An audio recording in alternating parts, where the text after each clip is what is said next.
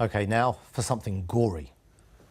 If you're of a certain age, you'll no doubt remember the Hammer House of Horror on your TV screens. If you don't, this is a little taster of what the film studios were producing for our entertainment in the 50s, 60s and 70s.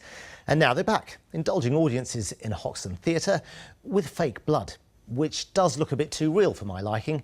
So we sent Wendy Hurrell down instead. It's not real. It's not real.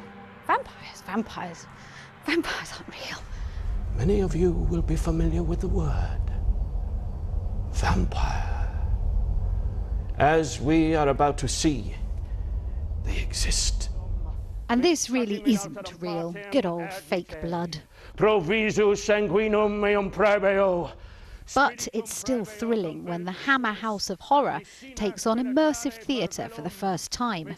It's rooted in this great tradition of storytelling and very much in the Gothic fiction of intrigue and suspense and excitement rather than jump scares. It's not a haunted house, it's not a sort of interactive experience where things will jump out at you. It's a piece of storytelling in the Hammer tradition. To many, Hammer is horror, with classic monsters like Dracula, Frankenstein and the Mummy. Founded in 1934 at Bray Studios near Maidenhead, it's one of the oldest film companies in the world. After 4 decades making television horror, it went back to the silver screen.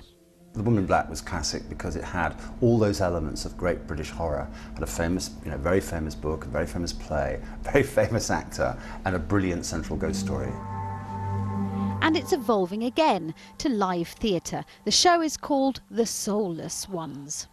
It's covered in blood. I don't like it. The idea is that these vampires arrived here in the Victorian times to find this abandoned music hall, and what's beautiful about Hoxton Hall is it actually was abandoned in 1871. So we've actually dived into that history of the hall and used as much as we can from its rich history to recreate this world. It's not as scary as, well, my acting, but it is very atmospheric. Wendy Hurrell, BBC London News. Wendy's acting was a little bit scary, but that was much scarier over there.